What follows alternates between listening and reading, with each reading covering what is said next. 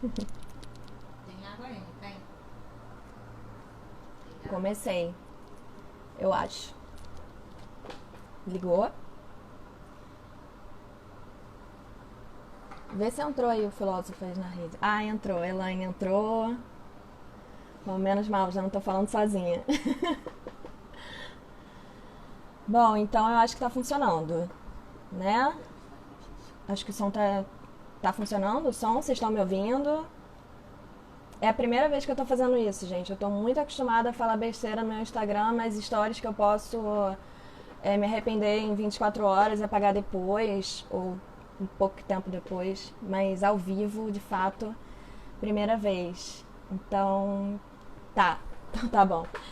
Então vamos continuar. Nessa conversa de hoje do Filósofas na Rede, a gente. Ah, Elaine, obrigada. A gente preparou um pequeno texto, né, de apresentação para falar o que, que é então esse grupo, né, qual foi a ideia que surgiu. Eu fui convidada pela Karina. A Karina me chamou para fazer parte desse grupo, Filósofas na Rede. É um grupo muito bonito. É um grupo de filósofas, professoras, rede federal, estadual, municipal, outras pesquisadoras que não se enquadram, né, em nenhuma dessas esferas, enfim, mas somos todas interessadas em pensar o momento presente, né, a partir de todas essas questões que tem envolvido a pandemia, o coronavírus, tudo que a gente está passando. Então, além de tudo, esse é um lugar de acolhimento, né? É para ser um lugar de discussão a partir da filosofia, a partir das nossas vivências, experiências, mas também um lugar de acolhimento entre mulheres. E essa proposta eu confesso que me foi muito feliz, né? Então eu agradeço muito a Karina. Hoje a gente vai conversar com a professora Carla Rodrigues da UFRJ. Eu vou ver se eu consigo colocá-la aqui. Como eu falei, é a primeira vez que eu estou usando isso. Então, vamos lá. Foi? Vamos ver se foi. Foi. Pelo menos para mim. Foi! Foi. Nossa, que incrível! Jamais podia imaginar isso. Eu também não. Ah, que bom que funcionou. Obrigada, Carla. Obrigada por aceitar o convite. Imagina, obrigada a você por ter convidado, né? Acho que é uma ótima oportunidade da gente estar junta, né? Sim, sim. E principalmente para pensar um tema tão importante, né, como esse que você propôs.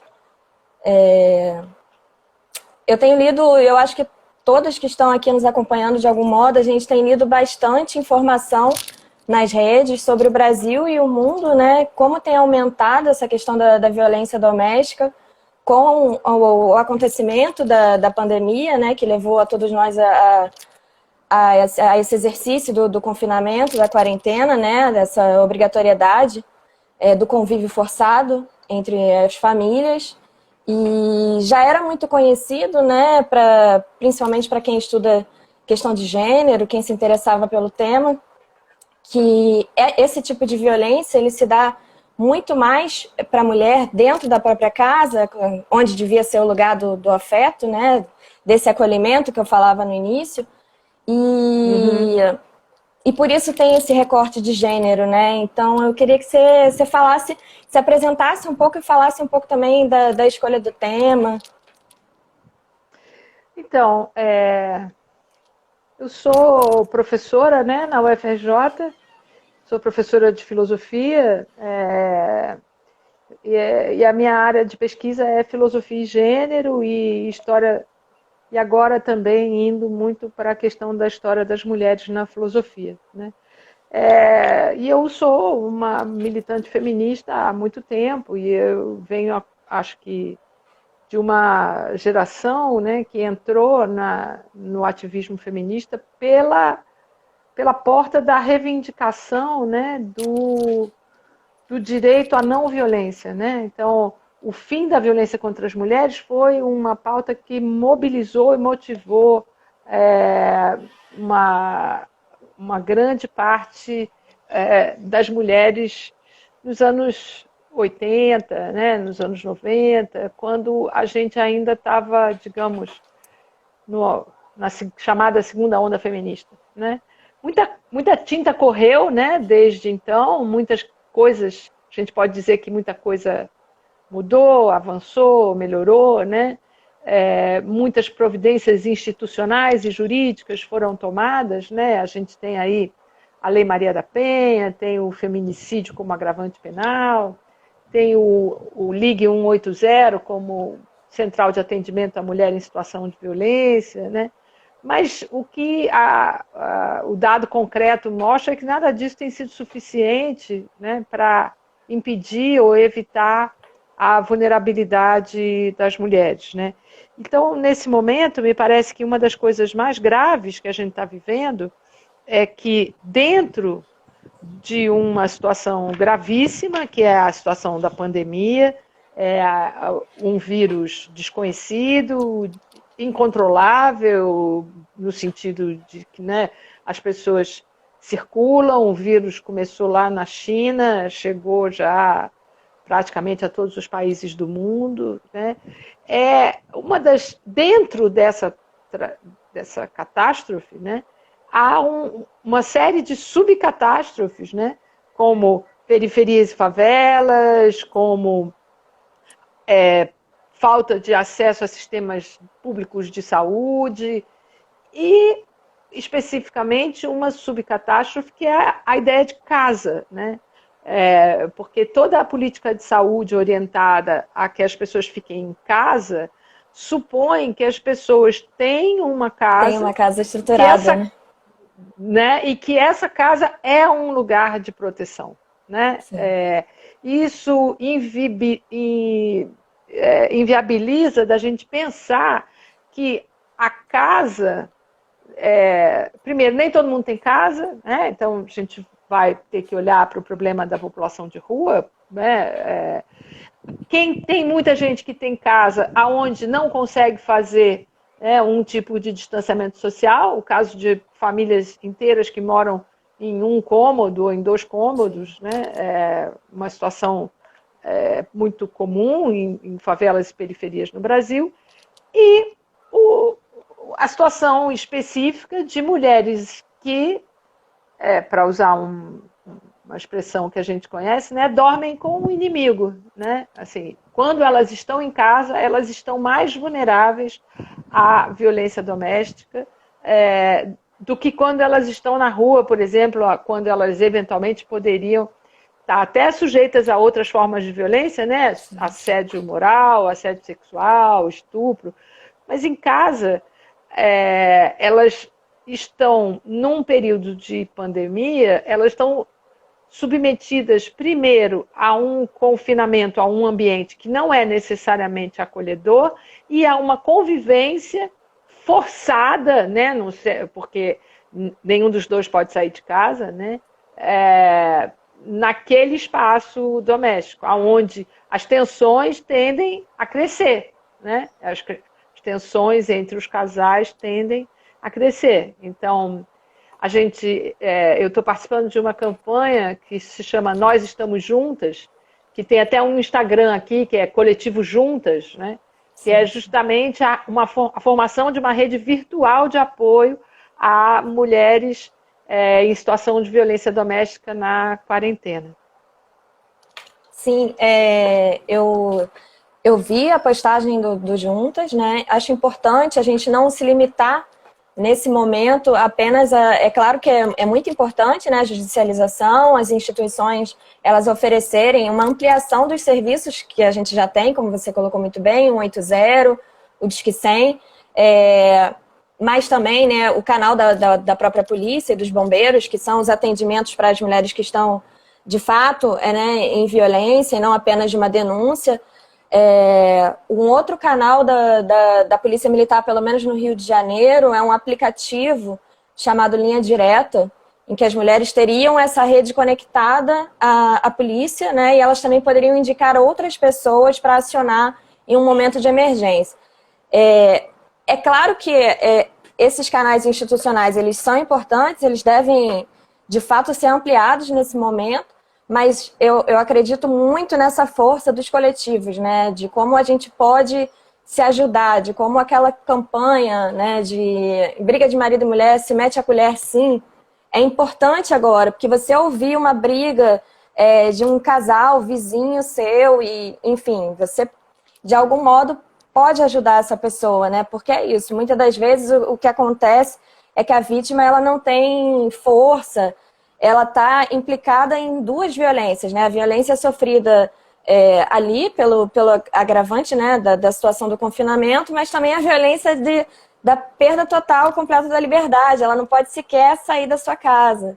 Na França, hoje, eles estão, inclusive, tentando viabilizar outros espaços para essas mulheres em violência.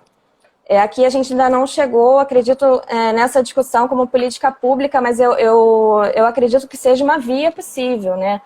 Casa para todos que precisam, para os sem-tetos, que sim, precisam nesse momento urgentemente de uma casa, de um lugar que os acolha, né? Mas também para mulheres e crianças e outras pessoas, né, como idosos, sozinhos, também em situação, né, de precariedade e de violência. É extremamente importante essa rede, foi muito bom você ter colocado. Uma coisa que eu concordo completamente com você é de que, apesar dos recursos institucionais que se oferecem e que são necessários de serem mobilizados, né, eu acredito muito na força do apoio coletivo, na medida em que me parece que uma das coisas que a gente tem que olhar, né, nesse momento da pandemia é para o quanto o individualismo, né, o isolamento, nesse sentido o termo isolamento social é muito ruim, né? Porque é um isolamento dos nossos corpos, né? Porque o contato entre corpos pode ser ameaçador, mas não pode ser um isolamento social. Né? Isso aqui que a gente está fazendo, né, é um encontro social entre nós e as pessoas que estão participando, ouvindo e tentando pensar no assunto. Né? Então, eu acho o termo isolamento um termo talvez necessário para os médicos, não sei, mas difícil, porque o objetivo não é que a gente fique isolado, o objetivo é que a gente encontre outras formas de ficar junto com as pessoas que a gente ama e com as causas que a gente apoia, né? Sim, muito bem. Um ponto comentado aqui pela Roberta Damasceno é que as instituições elas não estão tão preparadas para o atendimento, né, da violência doméstica. Eu acredito que seja o caso também, né, da gente pensar. Na verdade, não só elas não estão bem, elas nunca estiveram, né? O fato é que as instituições nunca estiveram efetivamente preparadas para a violência doméstica, né? A gente tem situações em que a polícia é chamada, né, e não vai, né, respondendo, por exemplo, a um vizinho e dizendo não, em briga de marido, isso é briga de marido e mulher, né? Eu não vou. Né? Isso é muito comum nas polícias. Daí a necessidade, né, de um telefone como o 180, né? Porque aí é para tentar mobilizar pessoas que estejam previamente sensibilizadas para a questão das mulheres em situação de violência. Né? Exatamente. E eu acho que a gente, aqui numa situação como a nossa, né, a gente está enfrentando, nesse momento de pandemia, o problema da casa como se fosse muito natural que todo mundo tivesse uma casa. Né? Nenhum ministro, nenhuma autoridade de saúde, de epidemiologia, colocou em questão, né, o que significa estar em casa. Né? E nesse ponto eu acho que me incomoda muito as comparações com situações de Europa ou Estados Unidos, né? Porque aqui a gente tem uma situação típica de um país colonial como o nosso, né, em que muitas mulheres, para saírem das suas casas, para irem trabalhar, alocam outras mulheres trabalhando nas suas casas. Né? Então, uma situação, a gente, né, enfim, é uma situação que tem uma filósofa que eu gosto muito, uma jovem filósofa francesa, de origem francesa, na verdade, que se chama Uriah Bentouni Rami, que ela ela faz uma proposição de pensar a duplicação dos corpos, né? Então, quando o meu corpo sai para um ambiente de trabalho, né, para ir para a universidade dar aula, por exemplo, quantos corpos se duplicam para sustentar o meu corpo naquele ambiente externo de trabalho, né? Então, posso pensar no corpo da Zilá, que é a pessoa que trabalha na minha casa, né? Posso pensar em corpos de mulheres, por exemplo, que trabalham em escolas infantis, onde os corpos delas estão ali para atender crianças que não, né, que estão na escola quando a mãe está no trabalho, né? Quer dizer, então a Benturrami, ela trabalha com essa ideia da duplicação dos corpos, e nesse momento em que todos os corpos tiveram que se voltar para si mesmos, isso ficou muito visível, né? Porque de repente todos os corpos tiveram que voltar a dar conta só de pelo menos si mesmo, né? E, claro, muitas mulheres, nesse momento, estão sobrecarregadas com tudo que foi devolvido para elas em casa, né? Sim. Mulheres que estão trabalhando em casa, cuidando dos filhos, porque né, aqueles corpos que as substituíam foram retirados, né? E foram retirados em condições que a gente não sabe quais são. Né? Sim. Com direitos trabalhistas, nesse momento, pelo menos em suspenso, né? Assim, com a legislação que a gente tem, bastante complicado. Mas, ao mesmo tempo, o que a gente tem nessa questão também é uma certa naturalização do trabalho feminino, né? Do trabalho do cuidado, do trabalho reprodutivo, do trabalho doméstico, sempre colocado para a mulher, né? Nesse papel sexual, né? Que a mulher deve, como se fosse uma força natural nossa, cumprir, de cuidar do outro, de gerar uma casa, de gestar uma casa. E esquecendo completamente que esse não é o único modelo de casa possível, né? Mesmo no Brasil, a gente tem outros modelos que, de algum modo, tentaram repensar, né? E trabalham com atividades relativas a esse trabalho da casa de forma compartilhada, né? De forma comunitária. Um exemplo, claro, é o MST, mas, enfim, a gente tem exemplos históricos no nosso país de que nem sempre foi assim, né? Mas foi tão naturalizado, que hoje a gente vê até no discurso do presidente justificando esse aumento da violência doméstica com o fato dos homens não estarem trabalhando. Então, logo, né, a lógica bolsonarista, logo precisamos voltar todos ao trabalho, precisamos reabrir o comércio, porque senão as mulheres vão apanhar em casa. É uma consequência lógica, né, desse discurso. Então, o que a gente tem... Mas o presidente, sinceramente, ele não merece nenhum minuto da nossa atenção, né? Porque ele não consegue dizer nenhuma coisa que preste, né? Assim, concordo, mas eu tenho receio da gente anular totalmente esse discurso, porque ao mesmo tempo a gente recebe como se fossem cópias desse discurso violento em formas de piada, de memes, de olha, as pessoas estão brigando em casa por conta da quarentena, né? E naturalizam essas formas de violência doméstica. Então o discurso acaba sendo o mesmo, né? Só o que a gente tem é que esse meme chegou no mais alto cargo executivo do país. E aí, sim, eu concordo, a gente deveria, de algum modo, anular isso, né? Mas como anular isso? Eu acho que então, como eu pensar acho que para além dessa naturalização? Uma das coisas que talvez seja preciso a gente fazer para anular isso é pensar justamente essa borda do corpo, né? Quer dizer, o corpo da mulher como um corpo com bordas, né? E não como um corpo sem borda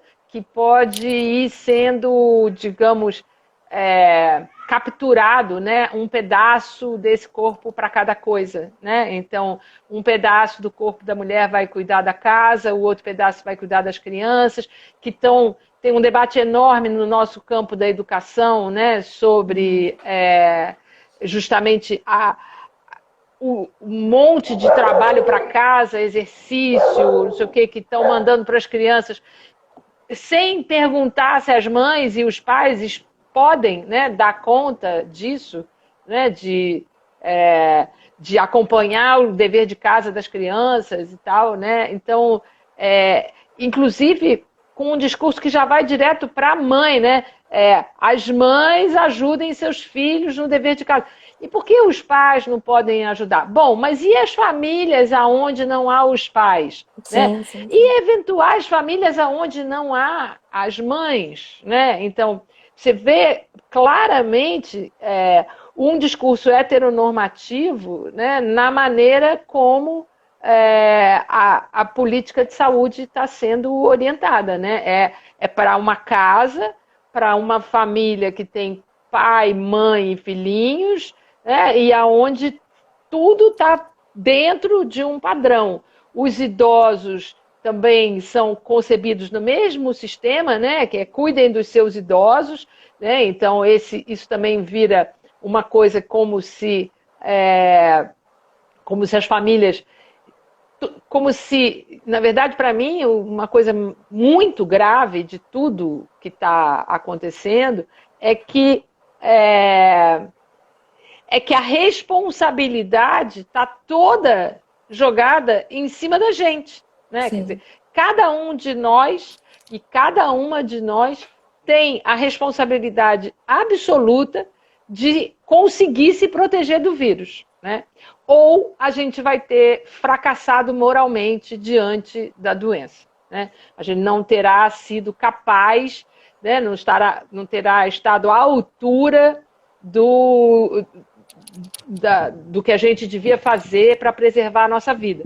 E esse é um discurso que vem dizendo assim, olha, cuidem dos seus velhos, cuidem de vocês, façam o que vocês puderem fazer, porque nós, Estado, planos de saúde, rede pública, médicos, instituições, não podemos oferecer nada para vocês. Então, tem um trauma, eu acho aí, que é um desamparo absoluto do que deveria ser um momento justamente de amparo, né? Façam vocês mesmos que nós não podemos fazer nada. E aí é óbvio que nesse façam vocês mesmos, as mulheres estão sobrecarregadas porque elas sempre estiveram sobrecarregadas no campo do trabalho doméstico, né? Sim, sim, sim. Historicamente, né, essa divisão sexual, ela sempre, a partir, é claro, né, do neoliberalismo, capitalismo, a gente tem um peso muito maior em cima do trabalho feminino nessas áreas. E a gente foi ficando isolada. Aquela palavra que você criticou, de fato, ela vem sendo colocada, né, no corpo da mulher, limitando o nosso corpo, né, e de fato isolando, fazendo com que a gente fique ali atrelada à figura da que cuida, da que deve se responsabilizar pelo outro, né? E a gente não tem mais esse compartilhamento, a gente não tem com quem contar, nem com o Estado e nem com o outro masculino, né? No caso, que não é chamado a responsabilidade para nenhuma dessas práticas. É claro que isso está, de alguma forma, mudando em uma determinada bolha, né? que a gente acompanha, mas ainda é muito pequeno, em termos de... Mas é que, infelizmente, quando a gente diz que está mudando e a gente vai olhar um pouco mais de perto, a gente vê que não está mudando tanto assim, né? No sentido de que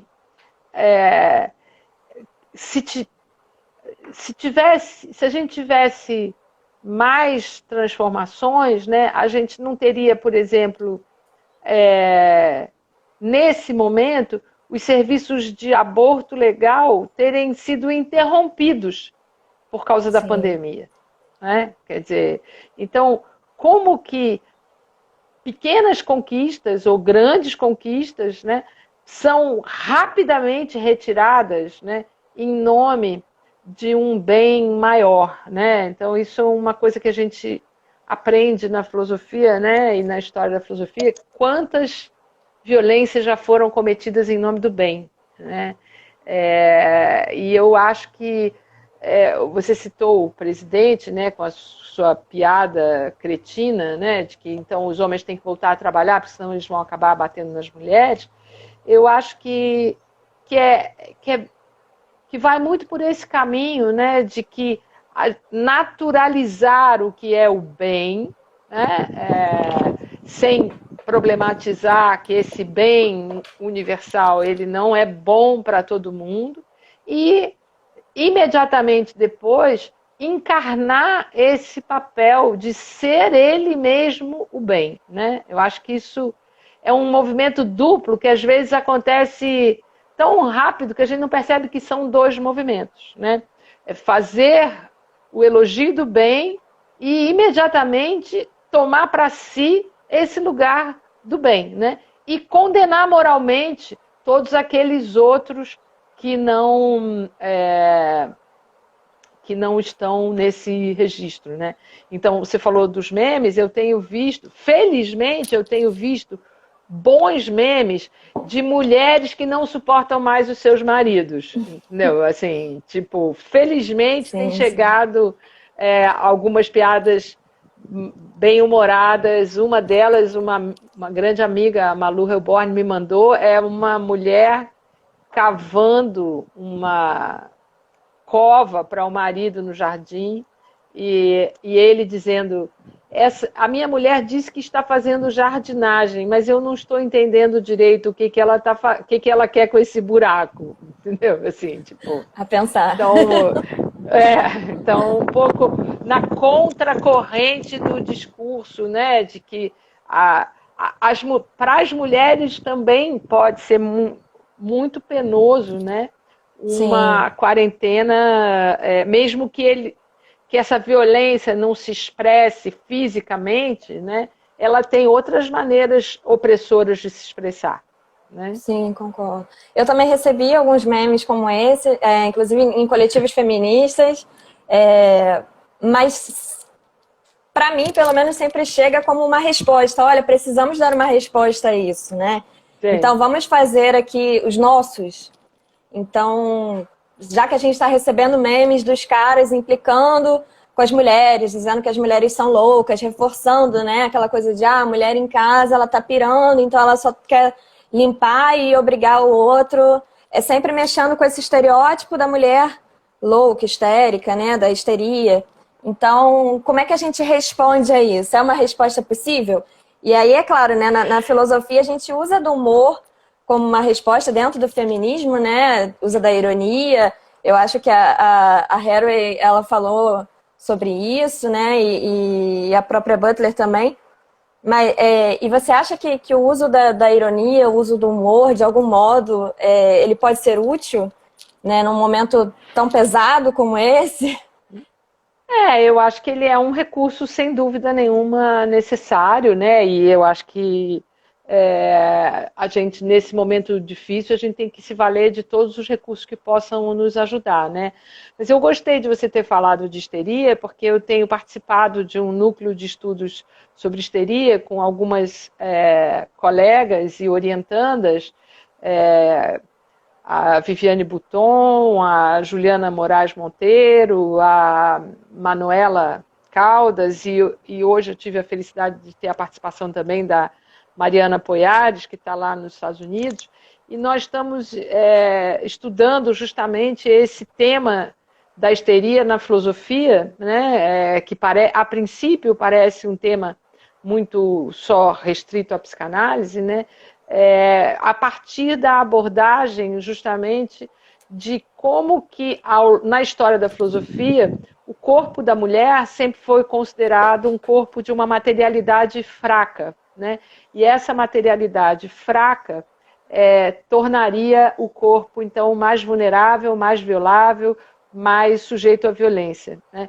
O que me parece um movimento importante, a gente está fazendo isso começando lendo o primeiro capítulo de um livro da Butler, que foi traduzido há pouco tempo, que é O Corpos que Importam, mas é um livro dos anos 90, originalmente nos Estados Unidos, e pensando um pouco justamente no que para mim é um problema sério ainda em relação à violência doméstica, que é como que a grande maioria das abordagens da violência doméstica e da violência contra as mulheres faz recair na própria mulher a responsabilidade pela violência que ela sofre.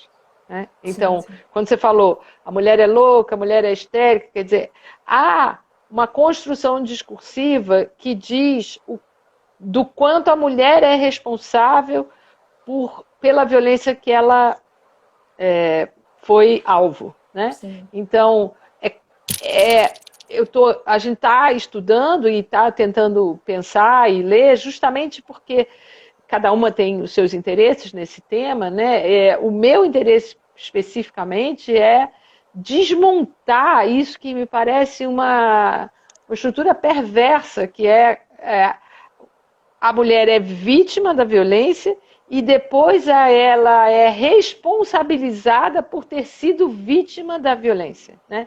Então você tem aí uma duplicação da violência. Né? E eu acho que essa questão que a Butler está pensando e que ela volta ao Platão, a partir da psicanalista francesa Lucie Irigaray, a questão de um corpo cuja materialidade é mais fraca, né, e, portanto, é compreendida como uma materialidade violável, né, uma matéria a qual você pode incidir sobre, né, me parece uma maneira de tirar de nós, né, mulheres, a responsabilidade e trazer, né, para uma concepção histórica de mulher, né, de feminino, inclusive, né, pensando na relação entre histeria e útero, né, como se a loucura viesse de dentro do nosso corpo, né, a loucura fosse produzida, né, a loucura da histeria fosse produzida pelo corpo da mulher, né? Tanto que os primeiros tratamentos para a histeria eram a histerectomia, né? A retirada do útero, né? Como fonte original da loucura. Mas é interessante se a gente pensar que o útero também é a fonte original de todo ser humano. Da vida. Sim. E ao mesmo tempo, de que modo a loucura da mulher é de responsabilidade dela, e a loucura do homem, nesse caso, é sempre colocado como também de responsabilidade da mulher, né? Você está me deixando foi louco. Ela que enlouqueceu ele. Foi ela que enlouqueceu ele. Então, assim, a mulher é sempre esse objeto, né? É sempre esse corpo marcado por essa fragilidade, mas ao mesmo tempo uma fragilidade produtora, extremamente produtora, né? Dessa loucura, enfim. Obrigada pela aula, professora. Tem uma outra questão. A Roberta tinha colocado também. Deixa eu ver. Se eu acho, não estou achando. Pediram para a gente comentar que a China bateu recorde de divórcios, né? Sim, é de fato uma questão que está mobilizando o mundo todo, né? E traz, né? Carrega todos os aspectos que a gente está comentando aqui. Mas o que eu queria... Existe também uma discussão se por um acaso, né, vai haver uma explosão de natalidade por conta da... Né, daí, inclusive, né, a importância da discussão sobre oferecer serviço de aborto legal, né, que se a gente associar aqui ao problema da violência, né, eventualmente, né, situações de estupro doméstico, né, tenham e possam ser evitados a gravidez, né? Então acho que isso não está muito claro, acho que ninguém tem muita certeza ainda, né, do que está acontecendo. Não está muito claro se necessariamente, né, a gente vai passar por uma explosão de natalidade, né, de taxa de nascimento de criança, porque não é só estar em casa, né, é estar em casa numa situação de tensão, estresse, medo, né, enfim, então, mesmo aonde, né, em casas e famílias onde não necessariamente haja situações de violência, isso não quer dizer que haja também, né, uma situação favorável, né, para práticas sexuais e prazerosas, né, Sim, que sim. venham a redundar em criancinhas daqui a 9 meses. Né? Sim, a Dominique Goulart, ela falou sobre o aumento da violência sexual contra as mulheres e a necessidade de manter esse aborto legal. E a Karina entra numa outra questão, mas eu queria te colocar primeiro também um ponto que é a violência que a gente não comentou aqui dentro do próprio casamento, né? Dentro das relações consentidas. Ou seja, daquele cara que acha que por ser o marido, por ser o homem da relação, ele tem aquele corpo disponível para ele a hora que ele quer, da forma que ele quer. Então, inclusive para essas mulheres que de algum modo se sentem seguras dentro dessa instituição do casamento, também deveria ter esse apoio. Eu acredito. A Sem Karina. dúvida, por isso, eu acho que você tem toda a razão, né? Toda forma, né? Assim, a gente retirar o serviço de aborto legal nesse momento é retirar um recurso muito importante para as mulheres, principalmente para as mulheres que tenham sido vítimas de violência. De violência, sim. A Karina pediu para comentar sobre a relação da maternidade com a loucura. De como as mães são Eu vi vi a como Karina desequilibradas. eu Karina vi a Blackwood, a Karina Karina. aparecer aqui. Oi, Karina. Então, eu acho interessante demais a pergunta dela, porque ela diz assim, né? Muitas mães são vistas como desequilibradas por conta do que é cobrado do papel de mãe, né? Quer dizer, então, nesse momento, eu acho um momento muito rico para pensar isso, né? Como cada mãe tem que voltar ao, ao se confinar, né, com os seus filhos, tem que voltar, né, seus filhos pequenos, né, as crianças, porque eu mesma tenho uma filha, mas ela já é adulta, né, então ela já não, enfim, ela não depende que eu fique cuidando dela, né, no período de confinamento. Ao contrário, ela está fazendo uma coisa linda e maravilhosa que é cuidando da avó, né? Um gesto feminino e de cuidado, mas também de solidariedade, de amor, né? Que eu acho que a gente não pode perder também de perspectiva, né? Que nós somos cobradas pelo cuidado, mas o cuidado também é o lugar do amor, né? É o lugar do afeto, é o lugar do elo, é o lugar da ligação social e tal, né? Então, eu diria para a Karina que um dos maiores problemas, né, dessa cobrança do papel de mãe é porque é a cobrança de que a responsabilidade da educação das crianças seja exclusivamente das mulheres, né? Então, eu fico pensando, por exemplo, no Foucault descrevendo, né, os processos de higienização que se tornam responsabilidade das mulheres, né, nas famílias do século XIX, e eu tenho a impressão de que a gente está voltando para aquele momento, né? Mas, ao mesmo tempo, a gente não pode perder de vista, né, que o cuidado, por mais que ele possa ser, numa perspectiva, uma forma de opressão, né, ele é também uma oportunidade, um espaço de amor, de afeto, de troca, de laço, né, de construção de algo de diferente desse individualismo e desse isolamento, né?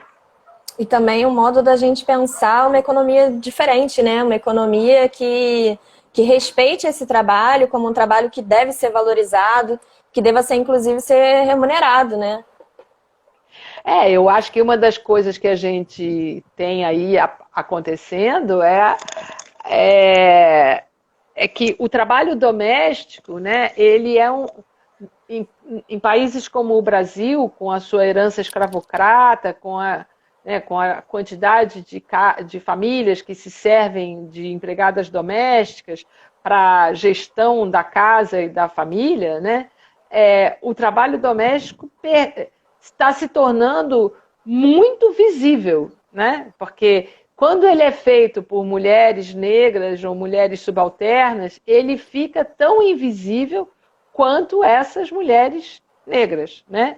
Quanto essas mulheres subalternas. Agora, quando ele passa a ser feito pela mulher que é dona da casa, né, ele ganha uma visibilidade, né? Porque fica evidente que há uma interdependência ali, não é possível, né?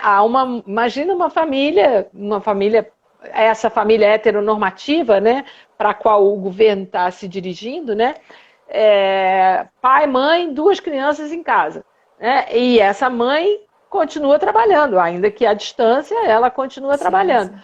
Como Até é que ela mais vai às dar vezes, conta né? Porque o sozinha? trabalho online acaba dobrando. Não, e porque o espaço, né, a separação entre espaço público e espaço privado, o que é a Acabou. casa, afinal, né, acaba, né, essas bordas, né, vão se desmontando.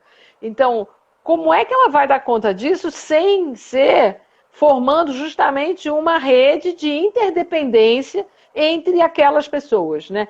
E essa rede de interdependência, ela é, na maior parte das vezes, apagada pelo trabalho da empregada doméstica, né? Que ao invés de ser uma rede, se torna uma espécie de atomização, né? Todas as pessoas daquela família dependem do trabalho daquela empregada doméstica, mas isso fica invisível para todas as pessoas da família, né? Então, quando essa empregada doméstica sai de cena, né, a organização da família tem que também se modificar, porque se todo mundo for depender da mãe, né, da mulher, né, para continuar funcionando, essa mulher vai ter que abdicar da função dela no mercado de trabalho, o que muitas vezes não é possível para a própria família, né, para a condição de sobrevivência da própria família. Então você vai ter aí a percepção de que, inclusive, aquela empregada doméstica que vem trabalhar na sua casa, ela também tem um outro corpo que a substitui para cuidar da filha dela, que pode ser a avó, pode ser a tia, pode ser, Sim. eventualmente, uma cuidadora de crianças na comunidade. Então, as formas de interdependência que estavam invisibilizadas, elas estão aparecendo, né? Elas estão gritando aí na nossa frente. Ninguém consegue viver sozinho. É verdade. E, bom, eu acho que para a gente encerrar com uma questão, eu queria ouvir de você sobre isso, né? Tendo em vista essa visibilidade que está sendo dada, né, a esse trabalho, a esse lugar da mulher, a forma como a gente tem sido sobrecarregado em muitos aspectos, né, e com essa grande ruptura que, de algum modo, foi muito abrupta, né, causou trauma, fez com que as pessoas vivessem um certo momento de quase que luto, né, dessa vida que a gente vivia. E como é que a gente faz nesse processo de luto? O que a gente pode tirar? É claro, um luto metafórico, né? Claro que tem muita gente sofrendo, morrendo, mas eu estou falando aqui desse estilo de vida, né? Desse estilo de vida tão dependente do trabalho feminino em vários lugares, mas sobretudo nesses trabalhos do cuidado. O que a gente pode tirar disso daqui para frente? É possível ter, né? Pensar um novo modo de se relacionar com o outro, com a natureza? Você acredita que vai ser possível um período pós-pandemia, uma outra forma de economia, uma outra forma de efetivamente lidar com essa coisa da vida em comum? Vai ser possível uma vida em comum? Então, uma coisa que eu chamaria a atenção, até estava conversando essa semana com um amigo, Gabriel Tupinambá, sobre isso, né? E foi ele que disse a frase, então estou dando crédito, é que o vírus não faz nada sozinho, né? Assim, se a gente não agir, né, em relação às possibilidades críticas que o vírus traz, e aí eu posso usar crítica em vários sentidos, né? Que a gente está vivendo um momento crítico, no sentido de uma crise, né? A gente também pode estar vivendo um momento crítico, no sentido de fazer a crítica política, filosófica, histórica do tipo de vida que a gente levava, né? E aí eu já posso falar no passado, porque eu não tenho nenhum. Travou um pouco. Agora, vocês estão vendo aí? Vai se modificar para melhor, não é possível que a gente conte com o vírus para isso, né? Porque ela pode se modificar para pior, né? Sim.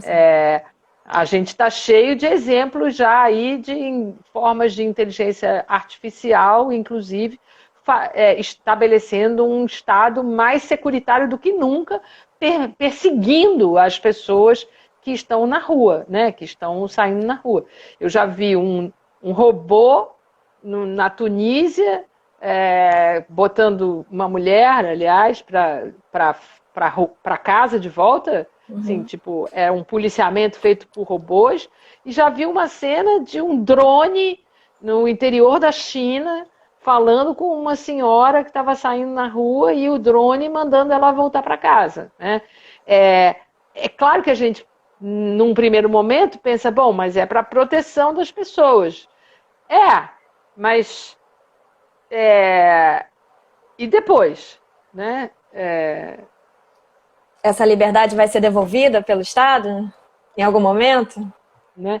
Porque há uma autorização, né? Eu diria uma adesão, né, tão imediata às medidas de contenção e de segurança que a gente também, me parece que servem para a gente perceber que a gente vive num estado securitário que é naturalizado por nós. Então, talvez isso sim o vírus possa nos ajudar a fazer, a desnaturalizar uma série de situações que a gente tomava como naturais na nossa vida, né?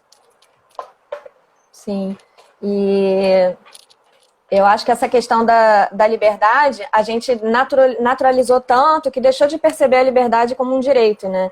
Então, a gente falou aqui da questão dos direitos fundamentais, dos direitos para as mulheres, e essa é uma questão que a gente todos estão vivendo igualmente, né? A perda da liberdade como um direito. Eu acho que vai ser o primeiro passo, né? Vai ser essa reconquista da liberdade, de fato. Porque a gente tem um exemplo aí, né, relativamente recente, nos anos 80, o vírus, o HIV/AIDS, né, ele era moralmente, se você fosse infectado, você era moralmente condenado por ter se infectado. Mas ali havia, né, uma relação, digamos, direta, né, entre a condenação de uma forma de sexualidade e a condenação moral de você ter sido infectado, né? Isso foi muito estudado e pesquisado, né? E muitas pessoas morreram por falta de assistência do Estado, porque o Estado considerava que se você contraiu o vírus por um ato moralmente condenável, você não precisava, você não deveria, não precisaria, não mereceria ser alvo de uma política pública de saúde, né? Isso é uma história muito recente, né? Estou falando dos anos 80, estou falando de 40 anos atrás. Hoje, como o coronavírus, né, como a doença Covid-19, ela não tem em si mesma um aspecto de condenação moral, né? Ela não é contraída, né, de uma forma que possa ser moralmente condenada. Qual é a condenação moral que está sendo mobilizada? É que se você sair na rua, você está colocando a vida dos outros em risco, né? está colocando a sua vida e a dos outros. Então, você tem que ficar em casa, né? Você não pode assumir nenhum risco em relação à sua vida, porque você não tem o direito de infectar os outros. Bom, de fato, é uma questão ética e moral importantíssima para a filosofia, né? Naturalizar isso é que me parece, o problema, porque, voltando ao que eu tinha dito antes, né, eu vi que muita gente entrou agora, então acho que eu posso repetir, Sim.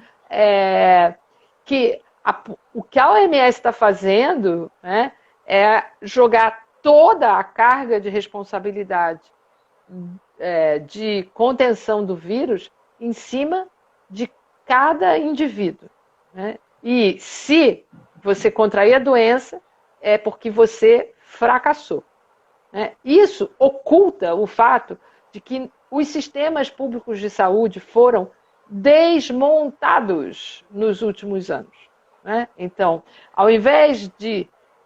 então, aí, o que a OMS diz? O sistema de saúde não vai dar conta. Você não pode ficar doente porque eu não tenho como te tratar. Mas aí eu não posso perguntar para a OMS de volta, mas por que você não tem como me tratar? Sim. Porque a OMS não está dizendo que ela não tem como me tratar só porque ainda não há, né, um tratamento garantido para a doença. Ela está dizendo que ela não tem como me tratar porque ela não tem estrutura de saúde, né, porque os países não estão preparados para receber esse número enorme de pessoas doentes. Bom, tudo bem, é uma situação extraordinária, é um número de pessoas doentes muito grande e tal, mas eu não posso perguntar de volta para o Estado por que não tem como me tratar? Ou eu não posso perguntar para os estados que deixaram de financiar pesquisas no campo da biologia por que eles deixaram de financiar essas pesquisas? Como eu li, por exemplo, o desabafo de um pesquisador do CNRS na França, dizendo que nos últimos 2, 3 anos ele foi perdendo cada vez mais recursos, né, para a pesquisa que ele estava fazendo sobre a possibilidade de surgir um novo coronavírus, né? E aí ele vai contando, né, a precarização do trabalho das pessoas da equipe dele, né? Quer dizer, o que também está acontecendo aqui, né, com esses cortes de bolsas claro, da pesquisa, né, da pós-graduação pela CAPES, corte de investimento na ciência e uma descrença na ciência. Descrença, né? Que o governo tem colocado no seu discurso desde o começo, né? Então, como é que você responde agora com ciência algo que você até então vinha negando, né? Vinha menosprezando. Foi um corte agora recente de 6 mil bolsas, né, para pós-graduação no Brasil inteiro. Então, é bastante complicado, porque a solução que eles estão apresentando é a mesma solução que eles estavam negando anteriormente. E ao mesmo tempo, a OMS não considera. E ao mesmo tempo o que você tem visto é que as universidades brasileiras, universidades públicas brasileiras estão oferecendo soluções incríveis, né? Eu vi essa semana uma professora da USP, uma pesquisadora da USP, demonstrar como você constrói uma máscara de proteção com um arco de cabelo e uma folha de acetato. É um negócio assim, que você fala, nossa, que coisa genial, né? Assim, a gente que é do campo, né, da filosofia, da humanas, né, o que a gente pode contribuir nesse momento é com uma reflexão crítica, né? Quando você vê sair um aparato daquele que pode proteger, né, ela vem desde aqui de cima e é transparente, então protege os olhos, o nariz, a boca, e não custa, sei lá, deve custar R$5 fazer aquilo. É uma coisa brilhante, né? Mas que não foi inventado por uma criança. Sim. E máscaras semelhantes a essas, elas estão sendo produzidas para a rede hospitalar pelos institutos federais aqui no interior do Rio, né? Campos, Itaperuna. Eles estão produzindo com impressora 3D e estão disponibilizando, né, para hospitais, para as pessoas que estão na linha de frente no combate, né? E que precisam dessa munição, digamos assim, precisam estar devidamente protegidas, porque senão também não adianta, elas vão ser contaminadas. Então, mas é isso que tem dinheiro, mas é que depois de eleger um presidente que acha que a Terra é plana, né, fica difícil, né, da gente discutir ciência, né? Então, sim. enfim, o negacionismo aí confirma, né, confirma todo um processo de negacionismo, né, que vem negar a ciência, a história, né, uma coisa muito dramática, a maneira como não só o presidente, mas a sua entourage, né, e a sua família, a sua familícia, né, negam, por exemplo, os crimes da ditadura, né, as torturas, a violência, os desaparecidos, né, é muito dramático, né, o nível de negacionismo que a gente enfrenta em relação a esses aloprados que estão no poder. Sim, sim. E principalmente o negacionismo do papel da mulher na ciência, na política ou em qualquer esfera pública, né? Seja no conhecimento, enfim. Tentativa de Porque devolver a gente para infelizmente, casa, né? exatamente, porque infelizmente, né, quando a gente é devolvida, né, quando todo mundo é devolvido para casa, né, porque homens, mulheres, crianças, idosos, foi todo mundo devolvido para casa. Agora sim. Mas a casa não é um espaço nem necessariamente acolhedor, nem destituído de posições de hierarquia, né? Então, ela vai reproduzir internamente na família posições de subalternidade que a mulher ocupa em diferentes lugares onde ela está. Daí eu acho a importância, né, da gente chamar atenção para o fato de que quando os governos, a OMS, né, mandam a gente de volta para casa, eles estão supondo um conceito de casa abstrato e muito provavelmente inalcançável para uma grande maioria das pessoas. Sim. Bastante preocupante, né? Mas, Carla, você tem algo mais a dizer? A gente estourou com certeza todo o tempo. Porque... Não, meu amor, eu já falei muito. Estou super feliz de ter conversado com você, mas eu falei muito já. Não, foi ótimo. Eu te agradeço muito. As suas considerações foram muito ricas. Queria agradecer novamente a sua presença. E falar mais uma vez que esse coletivo nasceu com essa intenção, né? Como eu falei, eu fui convidada pela Karina a participar do Filósofas na Rede, que é um coletivo aberto para mulheres se encontrarem e encontrarem esse espaço de acolhimento, né? Também é um espaço de troca, claro, de conteúdo filosófico, de experiência, de vivência, mas também de afeto e de respeito, né? Num momento como esse que a gente está passando. Eu acho extremamente importante. Então é isso, aí acho que a gente podia também aproveitar só para divulgar novamente, né, o coletivo Juntas, né, que também vai nessa linha de reforçar os nossos laços afetivos e apoiar mulheres vítimas de violência, né? Então acho que aqui, né, no Filósofas na Rede, que eu acho uma sacada muito boa, né, de um nome muito bom que vocês trouxeram. Sim, esse duplo, a gente, né? Exatamente, a gente pode fortalecer, né, os nossos laços de afeto como pesquisadoras, porque a gente sabe que o campo da filosofia para mulheres pesquisadoras é um campo difícil, né, e restrito, né? Mas a gente também pode ajudar a fortalecer outros coletivos, né? E eu acho que o coletivo Juntas vai precisar que a gente as apoie. Tá certíssimo. Então, obrigada, professora. Eu vou encerrar aqui. Obrigada a você pelo convite, querida. Obrigada. E até a próxima. Amanhã tem outra live, gente. Aí vocês acompanhem na página. Legal, legal. Com quem vai ser? Você Obrigada, boa noite. Vai ser com a Cida e... Alguém me lembra, por favor?